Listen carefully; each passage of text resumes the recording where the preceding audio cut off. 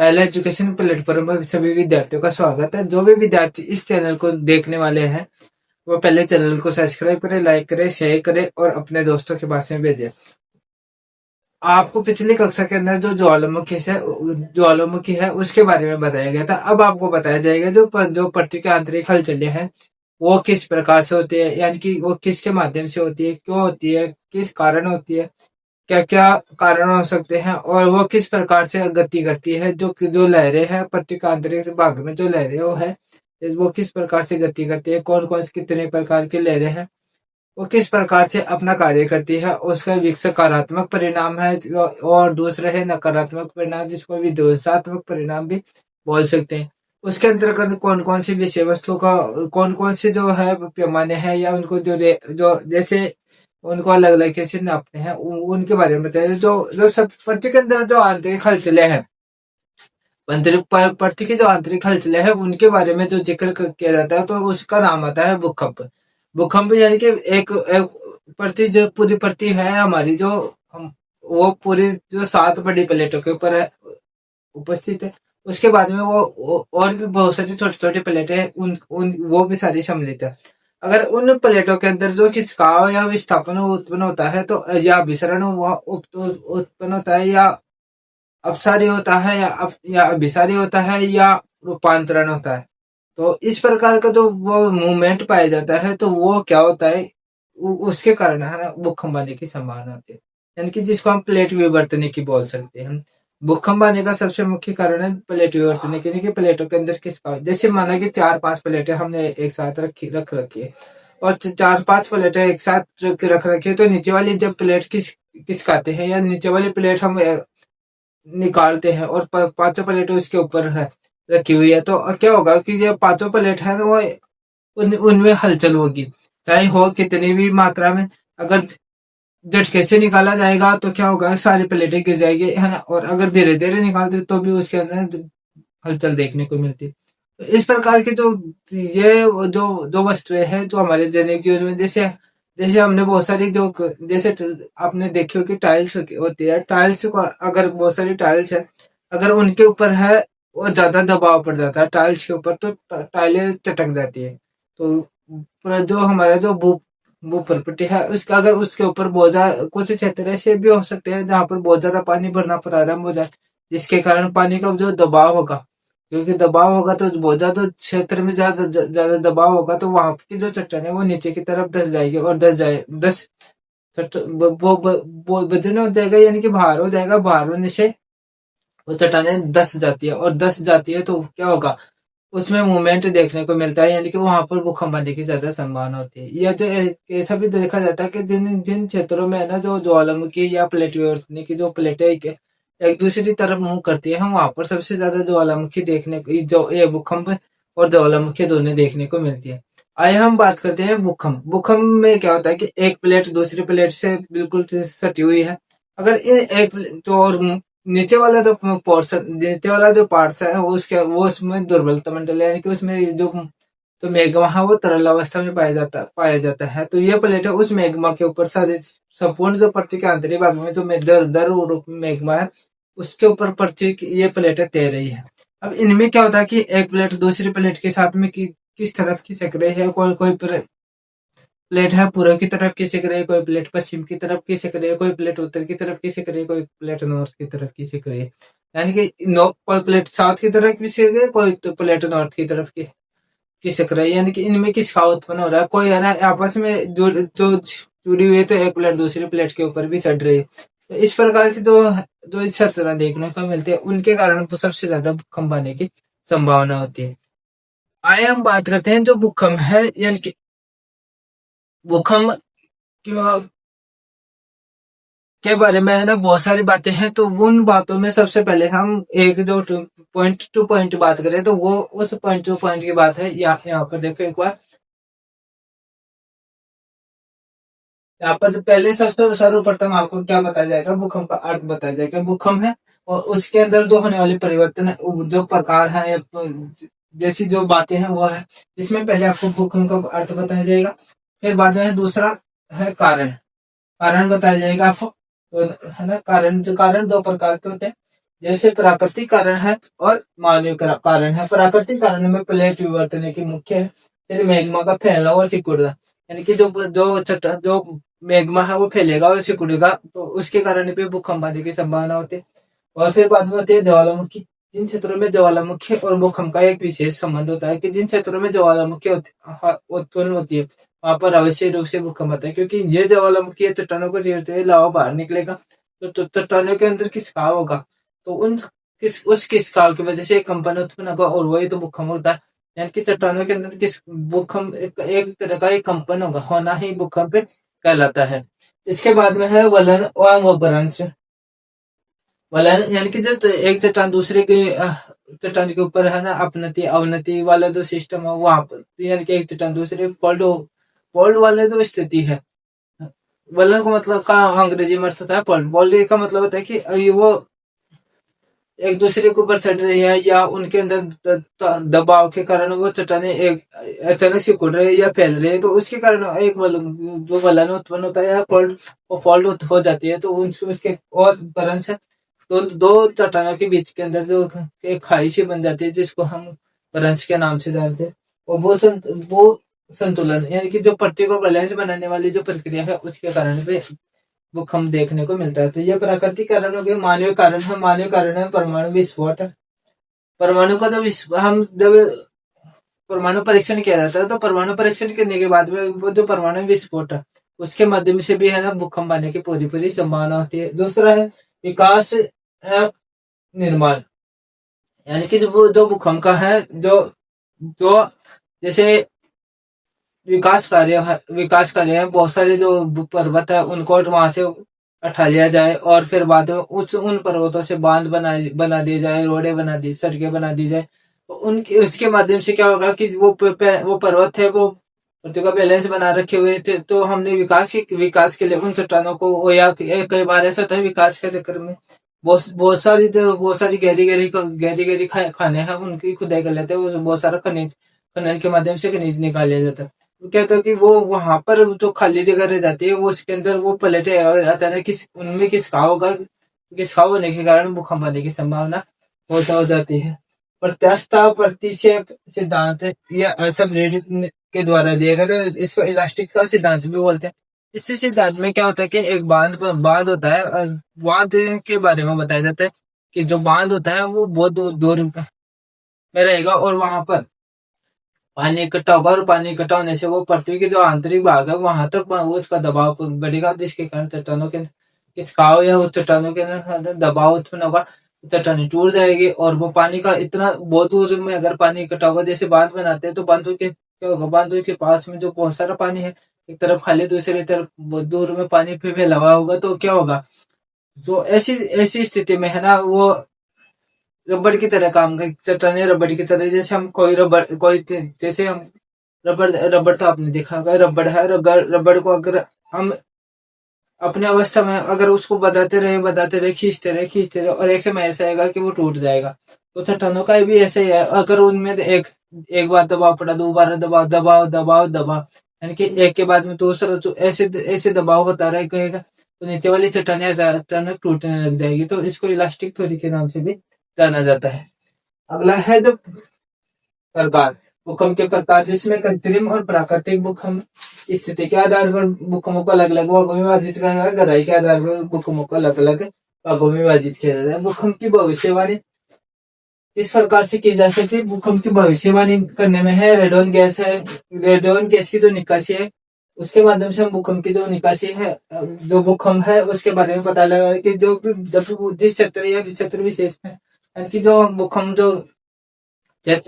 जहां से भूकंप उत्पन्न हो रहा है, यानी कि भूकंप का सबसे पहले महसूस किया जिसको हम एपिसेंटर बोलते हैं, अगर वहां से भूकंप उस एपिसेंटर से रेडियल गैस निकल रही है तो भी हमारे को पता चल जाता है। दूसरा है जो पशु पक्षियों की जो गतिविधियां हैं उनके माध्यम से भी पता चल जाता है कि जो भी पशु पक्षी हैं, पक्षी बहुत सारे जितने भी पक्षी होंगे वो सब आसमान में उड़ने लग जाएंगे, जो कुत्ते हैं वो चौकन्ने हो जाएंगे, जितने भी जानवर है जो धरातल पर रह रहे हैं, जंगलों में रह रहे हैं, बिलों में रह रहे हैं, वो सब जानवर निकल के बाहर आ जाएंगे। तो ऐसी स्थिति या जोर जोर से चिल्लाने लग जाएंगे, चौकन्ने हो जाएंगे। तो ऐसी स्थिति को, इन ऐसी इस प्रकार की स्थिति को देखकर हमारे को पता चलता है कि भूकंप आने वाला है, या कोई कुछ ही समय भूकंप आने की संभावना है। और अगर आप लोगों को ये वाली स्थिति, आप लोगों को जब भी भूकंप आए तो ये वाली स्थिति आप लोगों के तो रियल लाइफ में भी देख सकते हो। उसके बाद मतलब भूकंप के प्रभाव, भूकंप क्या है, एक सकारात्मक प्रभाव पड़ता है और नकारात्मक प्रभाव पड़ता है। इनकी सकारात्मक प्रभाव पड़ेगा तो भूकंप से नई इलाकृतियां हैं, नए नए जो पर्वत है, नए मैदानी भाग है, नए ब्रंश है, इनको नए नए पठारी भाग है, इनका निर्माण होगा। इसी के साथ में जो नए नए विश्व, जो नए नए खनिज है वो पृथ्वी के ऊपर वाले भाग में जाएगा। और जिन क्षेत्रों में जो चट्टाने, कठोर चट्टाने हैं, वो चट्टाने टूट जाएगी। टूट जाने के बाद में, क्योंकि इनके जो नीचे पानी के, जिस क्षेत्र में पानी की कमी है, और माना कि वहां पर एक कठोर चट्टान है, और वो अगर वो भूकंप के माध्यम से अगर टूट जाती है तो उस क्षेत्र में पानी की मात्रा बहुत ज्यादा बढ़ जाती है। अभी वर्तमान में बहुत सारे जो इलाके हैं या बहुत सारे जो क्षेत्र हैं, वहां पर जो भूकंप आने के बाद में है ना, वहां पर पानी की मात्रा है हो गई, पहले कम थी, अब वहां पर पानी की उपलब्धता बढ़ गई। क्योंकि जो जो धरातल वाला भाग था, वहां पे जो एक कठोर पत्थर आता है, और वो पत्थर टूटने उसमें दरारें पड़ने के बाद जो नीचे वाला पानी था वो ऊपर की तरफ आ गया, जिसके कारण जो धरातल का अंडरग्राउंड वाटर है उसकी उसकी वेदता उसकी जो गहराई है वो कम हो गई, और वो पानी कम कम गहराई में भी अच्छे से मिलने लग गया है। इसके बाद में है भूकंप का मापन, जिसमें रोसी फेरल का जो पैमाना है उसका अध्ययन किया जाता है। मर्केली जो पैमाना है, मर्केली स्केल पैमाने को स्केल कहा जाता है। मर्केली स्केल के माध्यम से भूकंप को मापा जाता है, और रिएक्टर पैमाना है उसके माध्यम से भी भूकंप को मापा जाता है। फिर बाद में आते हैं भूकंप की जो तरंगे हैं। भूकंप की 3 तरंगे मुख्य है, जिसमें पी तरंगे है, एस तरंगे और एल तरंगे है। ये पी तरंगे है ना, पी तरंगे ये धरातल के अंदर अंदर वाले भाग से लेकर जो बाहरी किनारा है, यानी कि जहां से भूकंप इस प्रारंभ हो रहा है, वहां से लेकर लास्ट वाले भाग तक है ना, आसानी से गमन कर जाती है। एस एस तरंगे है वो धरातलीय भाग पर कम पहुंच पाती है, और वो ज्यादा नुकसान नहीं पहुंचाती। और एल तरंगे है सबसे ज्यादा है धरातलीय भाग पर जो विनाशकारी जो तरंगे, जो धरातलीय भाग पर जो विनाशकारी तरंगे, इनको एल तरंगे के नाम से जाना जाता है। उसके बाद में आता है जो महत्वपूर्ण तथ्य, जिनमें है ना सुनामी। की धरातलीय भाग में तो भूकंप का पता चल जाता है। अगर महासागरीय भाग, महाद्वीपीय भाग में तो धरातल पर जो कंपन होता है उससे भूकंप का पता चल जाता है। अगर ऐसी स्थिति महासागरीय भाग में होती है तो वहां पर तो कुछ तो सुनामी आने की जो संभावना वो ज्यादा बढ़ जाती है। तो जब सुनामी आने की जो संभावना बढ़ती है तो क्या होगा, सुनामी तो इसमें तो सुनामी है, वहां पर जो सुनामी जो लहरें हैं उनके माध्यम से बहुत जन में है सुनामी लहरें, उनके बारे में जिक्र किया जाएगा। उसके बाद में है सिस्मोलॉजी है, सिस्मोलॉजी के बारे में भी आपको बताया जाएगा। सिस्मोग्राफ है उसके बारे में बताया जाता है। आइसोसिस्मल क्या होता है उसके बारे में भी आपको अच्छे से बताया जाएगा। और होमोसिस्मल रेखा क्या होती है, ओके, यह किस प्रकार से अपना कार्य करते हैं, इन सब के बारे में आपको विस्तार पूर्वक अच्छे से समझाया जाएगा। अब बात आते हैं जो अर्थ है। अर्थ में यानी कि हम बताते हैं, हाँ, ये वाली जो पृथ्वी की जो आंतरिक संरचना है यह है, ये ऊपर वाला जो भाग है वो भूपर्कटी है। अब क्या होता है कि जो ये वाला जो क्षेत्र है ये दुर्बलता मंडल है। अंदर वाला भाग है उसको क्रोड के नाम से जाना जाता है, कोर भी बोल सकते हैं। अभी क्या होता है कि ये प्लेटें हैं, 7 प्लेटें हैं। ये जो पृथ्वी की हमारी जो महाद्वीपीय प्लेटें हैं, जिसको हम प्लेटों विवर्तन के अनुसार उसको 7 भागों में विभाजित किया गया है। ये जो 7 प्लेटें हैं वो दुर्बलता मंडल पर तैर रही है। अब जहां पर इन प्लेटों के बीच में यहाँ पर अगर भूकंप उत्पन्न हो रहा है, भूकंप सबसे पहले जो भूकंप का मूल केंद्र होता है या उसको फोकस केंद्र के नाम से जाना जाता है। दूसरा है भूकंप जहाँ पर धरातलीय जो भाग है, यानी कि वो पट्टी का ऊपर वाला भाग जहाँ पर भूकंप को सबसे पहले महसूस किया जाता है या अनुभव किया जाता है, तो उस भाग को वो भूकंप अधिकेंद्र या एपिसेंटर के नाम से जाना जाता है।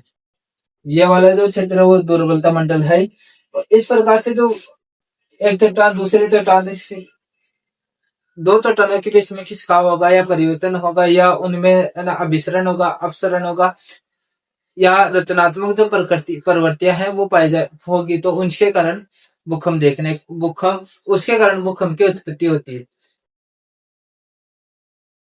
एक बार ये आप लोग उतारो, फिर मैं बाद में आइए हम बात करते हैं भूकंप का अर्थ। भूकंप का अर्थ मतलब होता है कि जैसे कोई जो तालाब है, जिसका सीधे सीधा अर्थ आप समझने की कोशिश करें। जैसे कोई एक तालाब है और तालाब के अंदर हम तालाब के किनारे पर हम लोग बैठे हैं और हमने उस वहां पर पानी भी बिल्कुल शांत पानी है, तालाब का पानी शांत है, और तो हमने अचानक वहां पर एक किनारे पे बैठे हैं या खड़े हैं, तो वहां से एक पत्थर उठा के उस तालाब के अंदर हमने फेंका, तो एक लहर सी देखने को मिलती है। बहुत सारी लहरें हैं, एक के बाद में एक बाद में, जैसे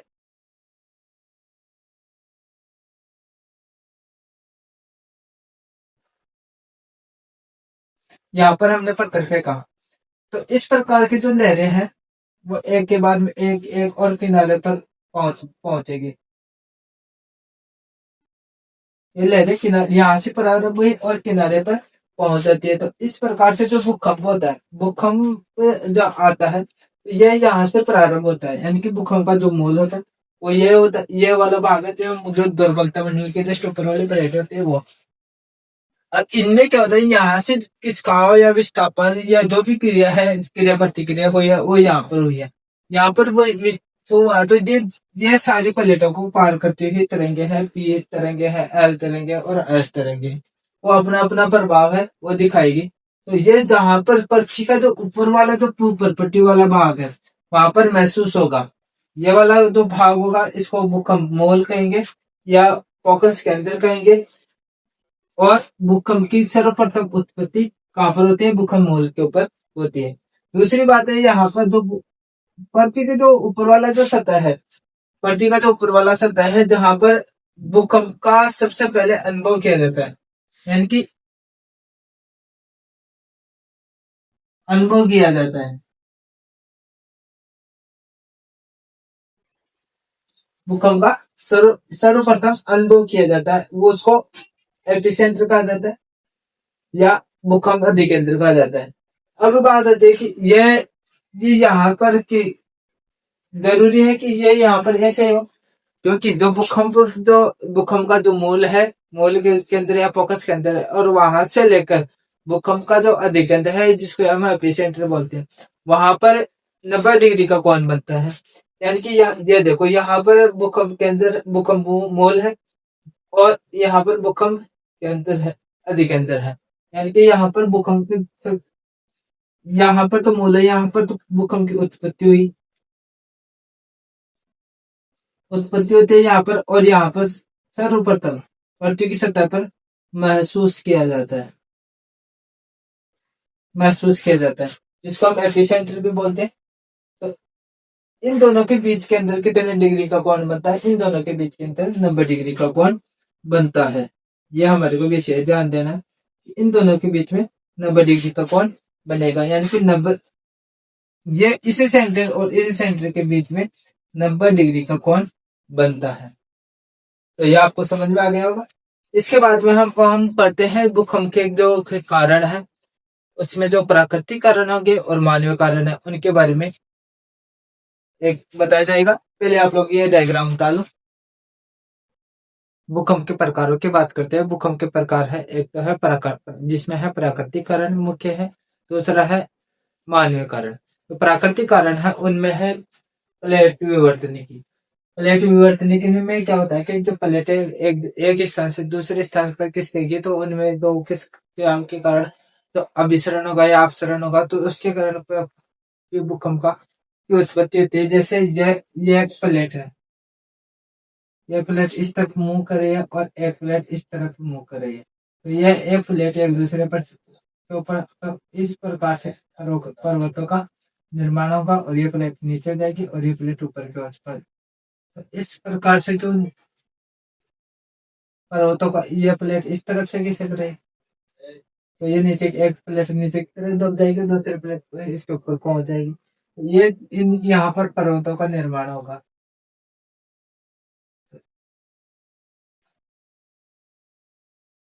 पर्वतों का निर्माण, तो इस प्रकार से पर्वतों का निर्माण होगा। तो ये भी भूकंप, तो जब पर्वतों का ये एक दूसरे के ऊपर खिसकाव यह विस्थापित होगी तो क्या होगा कि उसमें जो हलचल होगी तो इसके कारण भूकंप आता है। दूसरा है मैग्मा का फैलना है, सिकुड़ना। कई बार ऐसा होता है कि मैग्मा बहुत ज्यादा दूरी में फैला हुआ तो धीरे धीरे वो समय के अनुरूप है वो सिकुड़ता जाता है। जैसे जैसे सिकुड़ता जाएगा तो वो उसमें क्या होगा, वो फैलेगा सिकुड़ेगा तो उसके कारण चट्टानों के अंदर जो दरारें हैं वो उत्पन्न हो जाएगी। और उनके अंदर, तो इन दरारों के अंदर हलचल उत्पन्न होने के कारण भूकंप की उत्पत्ति होती है। तो अगला कारण है कि ज्वालामुखी। ज्वालामुखी क्या होते हैं, एक स्थान से अगर ज्वालामुखी निकलते कि लावा बहुत तीव्र गति के साथ में निकलता है, कई बार विस्फोट के साथ में भी निकलता है और दूर दूर क्षेत्र तक है ना, वो जो लावा है वो फैल जाता है। तो इस वो जहां पर ज्वालामुखी निकल रही है तो उसके आसपास के क्षेत्र में भूकंप आने की पूर्ण रूप से संभावना होती है। यानी कि भूकंप और ज्वालामुखी के एक दूसरे से किसी न किसी प्रकार से कनेक्शन है कि जहाँ जिन क्षेत्रों में ज्वालामुखी आएगी वहां पर भूकंप आना आम बात है, या जो नॉर्मल बातें है या सामान्य बातें है। वलन और वरंस, कई बार ऐसा होता है कि जो वलन जो चट्टान एक चट्टान दूसरे के चट्टान के ऊपर किसके चढ़ जाती है, और इसके कारण क्या होता है कि जैसे इनके अंदर ये फॉल्ट की उत्पत्ति हो जाती है तो पर्वतों का पठारों का निर्माण होगा। कई बार ऐसा होता है कि ये इनके अंदर ये एक दूसरे से भी अपने आप दूर चले जाते हैं तो यहाँ पर भी नए पर्वतों का निर्माण होगा और यहाँ पर एक मैदानी भाग का भी निर्माण हो सकता है। तो यानी कि परंस और वलन के कारण भी जो भूकंप है उनकी उत्पत्ति होती है। अगला है भूसंतुलन। भूसंतुलन की बात करते हैं। वलन वलन और वलंस के कारण देखा जाता है कि बिहार के अंदर जो भूकंप आया था 1934 के अंदर, बिहार के अंदर जो भूकंप आया, फिर उसके बाद में 1950 के अंदर समय आया, उसके बाद में आता है भूकंप उत्तराखंड के अंदर 1991 के अंदर, वहां पर भूकंप देखने को मिला है। इसके बाद में आते हैं भूसंतुलन के चट्टाने कठोर भी होते हैं, दर भी होते हैं। तो उसमें कई बार ऐसा होता है कि जो पर्वतीय क्षेत्र है तो वहां पर कई जगह पर पर्वत है, कहीं पर पठार है, तो वो अपना बैलेंस बनाने की जो उनका जो बैलेंस बनाने की जो प्रक्रिया है तो उसके कारण कई चट्टानों पर भार ज्यादा हो जाता है, या ऐसा होता है कई जगह पर तालाब अचानक तालाब बन जाए, या कई जगह पर बहुत ज्यादा बाढ़ वाली स्थिति है तो वहां पर पानी ज्यादा फैल जाए, या कई जगह ऐसा होता है कि जो पृथ्वी के आंतरिक हलचलों के कारण पर्वतों का निर्माण होता है, पठारों का निर्माण होता है, तो उसमें जो अनबैलेंस की व्यवस्था होती है तो उसको वापस पृथ्वी बैलेंस में रखने की कोशिश करती है, जिसके कारण भी भूकंप देखने को मिलता है। तो ऐसे भू संतुलन के कारण जो भूकंप आया था वो लाहौर के अंदर 1949 के अंदर लाहौर के अंदर भूकंप देखने को मिला है। उसके बाद में आता है मानवीय कारण। मानवीय कारण है परमाणु विस्फोट। मानवीय कारण में सबसे प्रमुख है परमाणु विस्फोट। परमाणु विस्फोट की बात यह थी कि जब मनुष्य के द्वारा जो परमाणु का परीक्षण किया जाता है तो उससे निकलने वाली जो आग है तो जिसके कारण पृथ्वी के बाहरी भाग में कंपन देखने को मिलता है। तो यह परमाणु परीक्षण किया गया था पोखरण के अंदर 1998 को। पोखरण के जो राजस्थान का जैसलमेर जिला है वहां पर है पोखरण, वो तो वहां पर परमाणु विस्फोट किया गया था 1998 के अंदर। विकास एवं निर्माण कार्य में जो मानव है वो भूकंप में भागीदारी निभाता है। जैसे कई बार देखा होगा, आपने भी देखा होगा कि जो पर्वतीय क्षेत्र है वहां पर आवागमन के साधन नहीं होते हैं तो वहां पर साधन तो जाएंगे कैसे, तो उसके लिए वहां पर उस पर्वतीय भाग को काटा जाता है। जैसे ये पर्वत है तो इस पर्वतीय भाग को काटा गया और यहाँ पर रोड बना दी गई और इस भाग पर पहुंचा गया। तो यहाँ पर जो रोडें बनाई जाती है, खनन किया जाता है, जिसके कारण है विकास भी हो रहा और निर्माण कार्य भी हो रहे। तो जिसके कारण है ना, कई बार ऐसा होता है कि जो यह ये बहुत ज्यादा चट्टाने हैं वो बहुत ज्यादा चट्टाने उनमें किसका उत्पन्न हो जाता है और भूकंप आने की समुद्र में भूस्खलन हो जाता है। कई बार ऐसा होता है कि पता नहीं बहुत ज्यादा भूस्खलन हो जाता है और पूरी पूरी रोड है ये ऐसी, यहाँ यहाँ से भूस्खलन हुआ, ये सारा का सारा क्षेत्र है ये यहाँ को मतलब यहाँ पर पहुंच गया। इस प्रकार से भी देखने को मिलता है। अगर एक थ्योरी दी गई है इस प्रत्यास्थ का प्रतिपेक्ष सिद्धांत, जिसको इलास्टिक रिबाउंड थ्योरी के नाम से भी जाना जाता है। यह सिद्धांत दिया था एस.एफ. रीड ने। उन्होंने बताया कि जैसे जैसे क्या होता है कि जैसे कोई बांध बना हुआ है, जैसे हमारी जो पट्टी है वो लचीली अवस्था में है, कि अगर उसके ऊपर बाढ़ बढ़ता जाएगा तो क्या होगी, वो धीरे धीरे नीचे बैठती जाएगी। लेकिन अगर उसको भार हल कम हो जाएगा तो वापस वो अपने संतुलन में आएगी। तो इस प्रकार की प्रतिक्रिया होती रहेगी, तो वो भूकंप आने की पूरी पूरी संभावना है। तो उन्होंने एक दो वो जो भागीरथी नदी और बेलगाना जो नदी है वहां पर जो बांध बनाया गया है, जिसको हम पहली बांध के नाम से जानते हैं।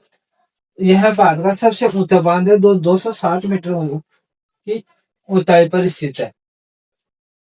यह बांध बनाया गया है इस पहली बांध के ऊपर की उन्होंने यह इलास्टिक रिबाउंड थ्योरी दी थी कि यह बांध नहीं बनाया जाए, लेकिन फिर भी यह बनाया गया है। तो इसमें क्या इसके बारे में बताया गया है कि जैसे जैसे ये चट्टाने इनके इस बांध के अंदर पानी भरेगा तो ये चट्टाने धीरे धीरे नीचे खिसकती जाएगी, और जिस दिन ये पानी खाली होगा तो वहां पर बहुत ज्यादा भूकंप या जनधन की हानि देखने को मिल सकती है। तो इस प्रकार से उन्होंने रिबाउंड थ्योरी जो या इलास्टिक थ्योरी है उसके बारे में बताया कि जैसे जैसे चट्टाने हैं एक रबड़ की समान है। अगर हम रबड़ को कितना ही खींच लेते हैं, खींचने के बाद में क्या होगा, वो एक जैसे हम उसको छोड़ते हैं तो वापस अपने स्थान पर स्थान पर अपने जो पर्टिकुलर स्थान है वहां पर आने की कोशिश करेगा। और वो तो यही तो यानी कि इलास्टिक थ्योरी का ये बताती है कि अगर कोई रबड़ है और उसको हम जैसे ओपन करते हैं तो वो धीरे धीरे बढ़ जाएगा, और जैसे हम धीरे धीरे उसको छोड़ते हैं या एक साथ छोड़ते हैं तो वापस तो पहले वाला आकार था उस पहले आकार के वाले आकार में वो समाहित हो जाता है। एक बार ये उतार लो, उसके बाद में आपको भूकंप के प्रकार बताते हैं। भूकंप के प्रकार में है जो जिसमें जो पहला है कृत्रिम प्राकृतिक भूकंप, यानी कि जो मानवीय क्रिया प्रतिक्रियाओं के माध्यम से होने वाले जो उत्पन्न होने वाले जो भूकंप है वो मानवीय के जो जिसको हम कृत्रिम भूकंप के नाम से जानते हैं। दूसरा है तो प्राकृतिक भूकंप है, वो चट्टानों के खिसकाव या प्लेट विवर्तन के कारण के उत्पन्न होने वाले जो भूकंप है वो प्राकृतिक भूकंप के नाम से जाने जाते हैं। जिस स्थिति के आधार पर जैसे स्थिति के आधार पर है भूकंप है वो कि जो उसकी जो तरंग दैर्ध्य है या किस प्रकार के जो भूकंप है उसकी तरंग दैर्ध्य के आधार पर देखने को मिलते हैं कि किस प्रकार से भूकंप आ रहे हैं। यानी कि अगर तीव्र गति से आ रहे हैं या मंद गति से आ रहे हैं, तो इस प्रकार की उनकी जो गति है या स्थिति के आधार पर या पर्वतीय क्षेत्रों में आ रहे, पठारी क्षेत्रों में आ रहे, तो इस प्रकार के जो भूकंप है वो उनको है ना स्थिति के आधार पर निर्धारित किया जाता है। तो अगला है गहराई के आधार पर जो भूकंप है उनको 3 भागों में विभाजित किया जाता है। जैसे उथले भूकंप में के अंदर ऐसा होता है कि जिसकी गहराई 0 किलोमीटर से लेकर 70 किलोमीटर तक जो उसकी जिनकी गहराई होती है वो उथले भूकंप के अंतर्गत आते हैं। दूसरा है मध्यम गहराई वाले भूकंप है। मध्यम गहराई में 70 किलोमीटर से लेकर 300 किलोमीटर तक की गहराई के जो भूकंप होते हैं वो मध्यम गहराई वाले भूकंप के अंतर्गत आते हैं। अगला है जो गहरे भूकंप में 300 किलोमीटर से लेकर 720 किलोमीटर तक की जो गहराई के अंदर जो भूकंप गहराई के अंदर के मध्य उत्पन्न होते हैं। जो जिन भूकंपों की जो भूकंप के अंदर है या जो भूकंपों का प्रभाव है वो 300 किलोमीटर से लेकर 720 किलोमीटर तक की जो गहराई के अंदर जो भूकंप देखने को मिलते हैं उनको गहरे भूकंप के नाम से जाना जाता है। इसके बाद में आता है एक जो महत्वपूर्ण बात बताए थे ओल्ड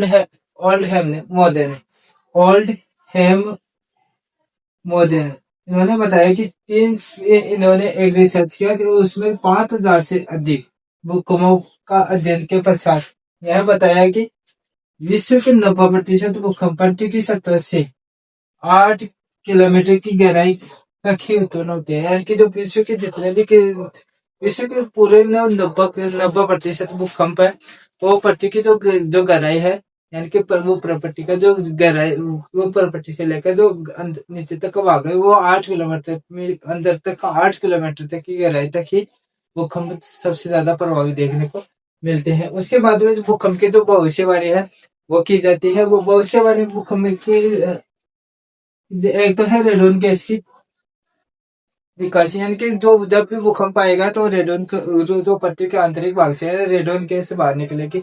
इसके कारण पता चल जाएगा, क्योंकि उस रेडोन गैस की गंध है, उसके माध्यम से भी पता चल जाता है कि भूकंप आने की संभावना है। दूसरा कारण है कि पशु पक्षियों की जो गतिविधियां है वो देखने के बाद में भी है ना भूकंप का पता चल जाएगा। जैसे पक्षी संपूर्ण पक्षी अपने बच्चे को लेकर या खुद आसमान में उड़ने लग जाते हैं। जानवर अलग अलग प्रकार की गतिविधियां करने लग जाते हैं। कुत्ते हैं वो जोर जोर से भौंकने लगते हैं, गायें जोर जोर से रंबाने लगती है, और पशु पक्षी इधर उधर भागने लगे। छोटे छोटे जीव है वो अपने जो, अगर बिलों के अंदर रहने वाले जो जीव है, जैसे चूहा है और सांप है, वो सब है ना, वो सब जीव जंतु पृथ्वी के ऊपर चारों तरफ बाहर निकल के भागने लग जाते हैं। तो इस प्रकार की जो गतिविधियां है वो देखने में, हिरणों का झुंड है वो इधर उधर भागने लग जाते हैं। तो ये वाली जो स्थिति देखने को मिलती है पशु पक्षियों की जो गतिविधियां, उनके माध्यम से भी हम भविष्यवाणी कर सकते हैं कि जो भूकंप की तीव्रता है, या हम भूकंप आने वाला है, और उसके कुछ ही समय के बाद में भूकंप देखने को मिल जाता है। इसके बाद में है भूकंप के सकारात्मक और नकारात्मक प्रभाव। 5वें नंबर पर आता है सकारात्मक भूकंप के प्रभाव। एक बार ये लिख लो। जब भी भूकंप आते हैं तो नई नई जो पर्वत है, पठार है, मैदान है, इनका निर्माण होगा, नए भ्रंशों का निर्माण होगा, नए वलन का निर्माण होगा। और इसी के साथ में पृथ्वी के आंतरिक भाग में जल स्तर कई बार है चट्टाने, कठोर चट्टाने आंतरिक भाग से टूट जाएगी, तो चट्टाने चट्टानों के जो कठोर से टूटेंगे तो आंतरिक भाग से जल का स्तर बढ़ जाता है। इसी के साथ में जो नए जो कुछ ऐसे जो खाइया होती है या गहरी खाइया होती है, वो आपस में एक दूसरे से टकराते हैं, तो नए रास्ते बन जाते हैं, नई सुरंगों का निर्माण होता है, नए जो गलियारों का निर्माण हो जाता है। इसी के साथ में जो है नए जो बहुत से जो पृथ्वी के आंतरिक भाग से जो आंतरिक भाग में उपस्थिति या है, जो भी वस्तु है वो बाहर निकल के आ जाती है।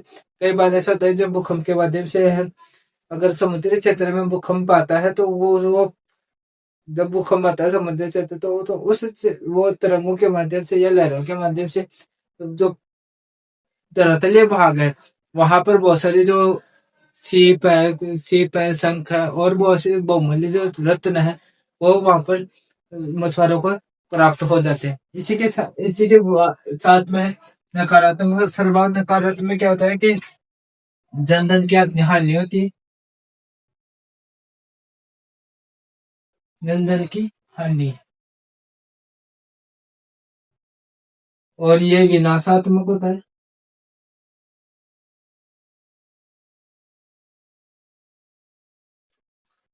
और इसके अलावा इसके अंदर क्या होता है कि ये इसके जो रास्ते हैं वो सड़कें टूट जाती है,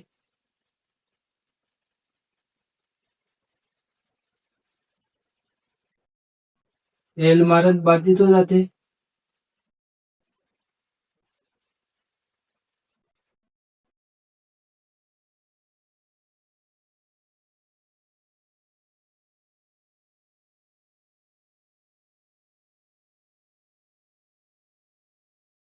और पाइपलाइन से बिजली पाइपलाइन है, पाइपलाइन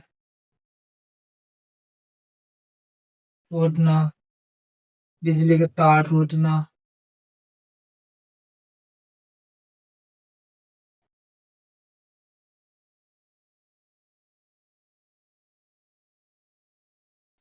और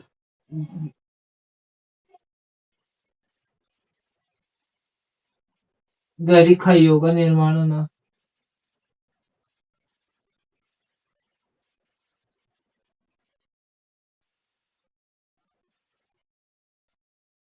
और इसी के साथ में बहुत बहुत जगह पर तो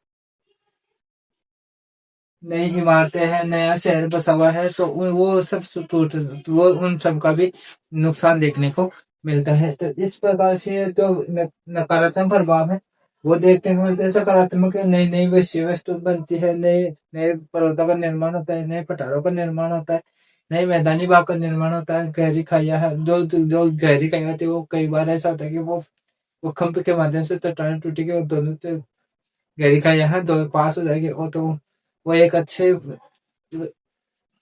गंतव्य मार्ग का निर्माण हो सकता है। कई बार ऐसा होता है कि जो भ्रंश के कारण एक जो गलियारा जो नहीं बन रहा था, वो उन गलियारों का भी निर्माण हो जाता है। अब आ जाता है जो भूकंप, एक बार ये होता रहा अभी, वह भूकंप से संबंधित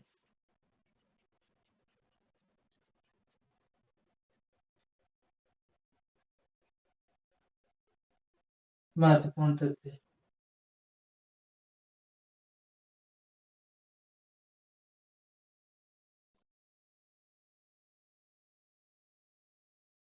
जिनमें सबसे मुख्य है सुनामी।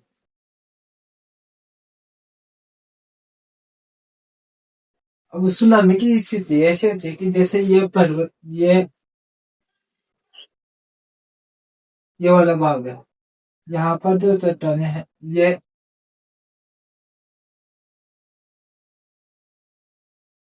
यहाँ पर जल जल बह रहा है, यहाँ पर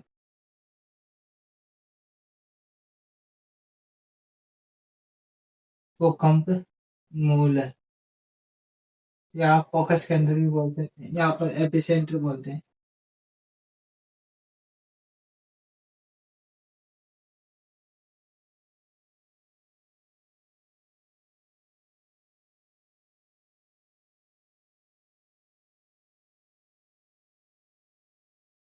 एपिसेंटर में या नदी के अंदर।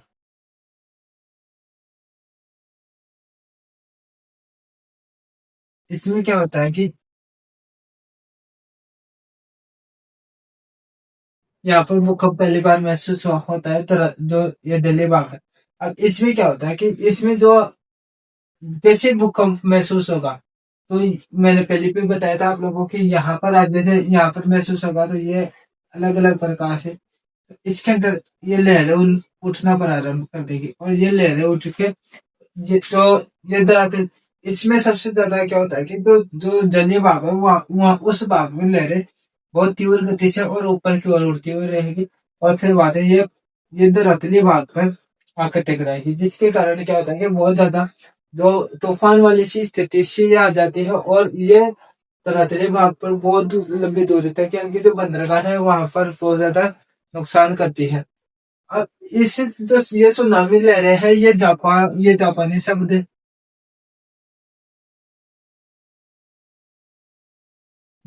शब्द से बनाया से लिया गया है, जिसका कहना है कि ये बंदरगाह पर उठने वाली जो लहरें हैं उनके बारे में बताया जाता है कि जो भी ये जितने ये जो बंदरगाह पर उठने वाली जो लहरें हैं वो सुनामी लहरें होती है।